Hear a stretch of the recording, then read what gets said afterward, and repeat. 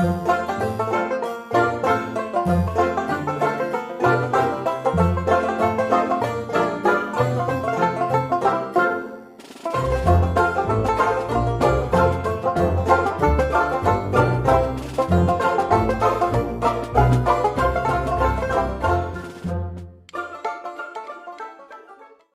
everyone, welcome back to One Mouse, One Dream. So today is going to be a new travel series video, and I'm going to break it down into two different parts.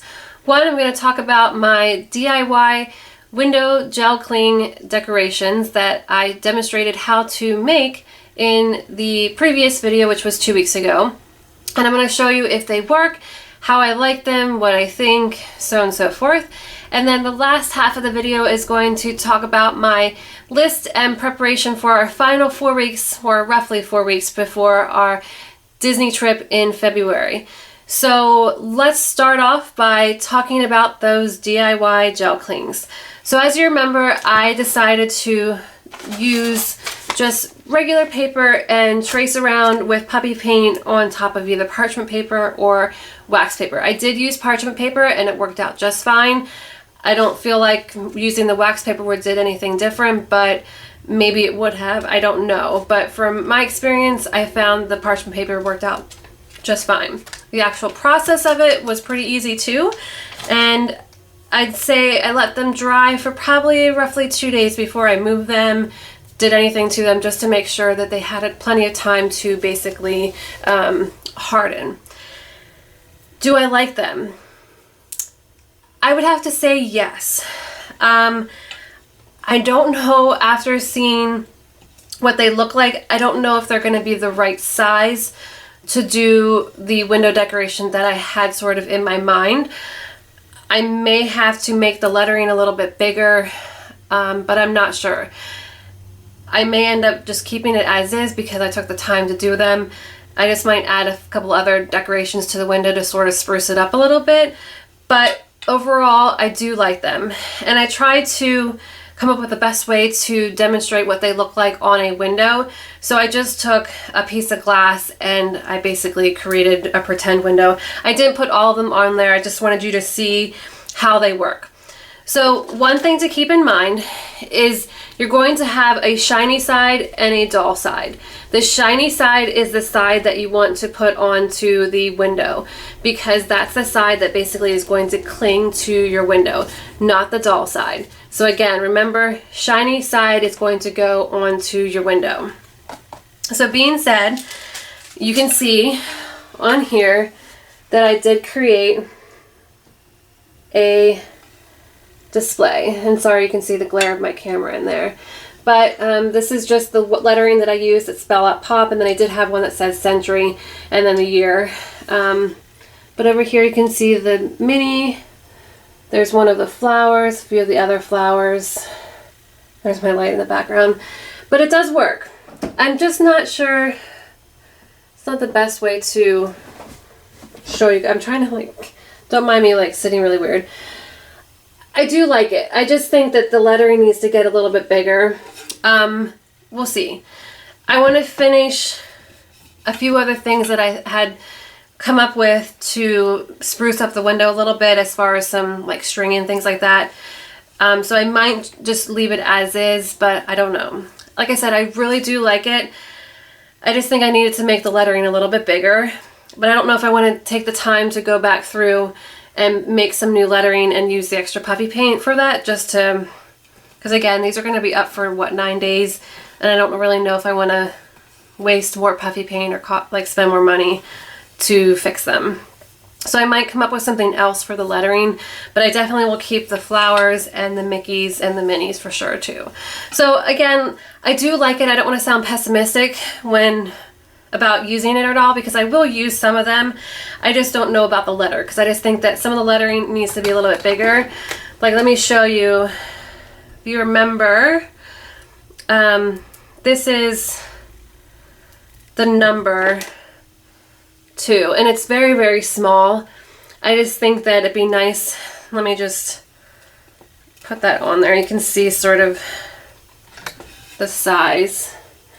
See, I don't know, I just feel like it's going to be a little bit better, make more of an impact if I did bigger lettering, but who knows, maybe I'll end up keeping it. I do have like a month worth of time to do something different if I want to. But anyways, nonetheless, it does work. And they're very easy to come right off. You know, it's, of course, I recommend just cleaning the window or, you know, before you put them on, just to make sure that there's no dust or anything that cause them from falling a little bit sooner. But I will say, so far I tested it out in my bathroom. I put one on my bathroom mirror and had it up for about 5 days. Obviously left it up during showers and so on and so forth, and it never fell at all. Of course, I live in Pennsylvania, and Florida weather is a lot different than Pennsylvania, especially right now. We're in winter and they're like still having warm days but cooler nights and that kind of thing. So I don't know how that will fluctuate the product, like if it's going to make it not stick or at all, or maybe just a little, I don't know. So we'll have to try that out. And that's the one thing that I'm worried about is it going to be different because it's a different temperature? I don't know. So overall, definitely give the Pinterest inspiration project a thumbs up for sure. I just think I would have changed a little bit by doing everything just a little bit bigger, but again, that's trial and error, and overall I'm still really happy with it. So it'll be interesting to see how I incorporate this into the window, if I just decide to stay with this or to do something completely different. I'll try to fill you guys in before we go on vacation. If not, I'll just show you what I ended up coming up with prior to our trip, and I'll show you that when we come back. So that's the, I guess, conclusion of the DIY window gel cling decorations. Okay, so the last thing I wanted to talk to you guys about is sort of what I'm doing currently to help plan and prepare for our upcoming trip to Walt Disney World in less than 4.5 weeks. At this point in time, I have sort of tweaked my packing list for Walt Disney World. Every year I update my packing list that I use from sort of, I don't know, how about 4 or 5 different sort of websites that I've found useful tips to help pack better for Walt Disney World. And I save this list from year to year, and I sort of go in and tweak what I am not using, what I am using currently that I need to add to it, and sort of things that maybe I didn't really use on the last couple trips, and do I find it necessary to bring those with, or maybe I've learned of some other new tips that, oh, I need to bring this with for sure. And so I start doing that probably about the 5th week or so out from our trip. I start tweaking that list. Then about a week later from that, I print out the finalized list, or what I think is the finalized list, because even during the next couple weeks I might take away a few things, but it's probably about 90% accurate by this point in time. I start printing out the list, and I start going through our stockpile of items that I have already in our toiletry sort of closet, as well as things that I've purchased already for the trip. I use our guest bedroom and the bed to start sort of like stockpile everything and lay it out in different categories based on the category list of items that I have for my packing list. So the different categories that I have are just your generic toiletry category, first aid items, laundry items, hotel room items, electronics, miscellaneous, and then a before we leave category. You might be asking, what's the before we leave category? Well, that's just sort of things that I like to do to our home or for our home before we leave, to make sure that everything's sort of intact and nothing hopefully will happen before, you know, while we're gone, I mean, I should say.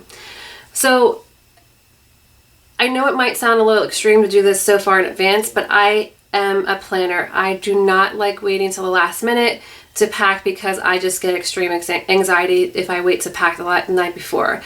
I hate packing at the last minute. If we decide to do a spur of the moment trip to somewhere, and if it's longer than 2 days, I just am like, okay, I can't do this. Like, I gotta stop and take a deep breath and just relax, because I am a planner. I like having lists to look off of and refer to and check things off when I know that they're set aside and ready to be packed.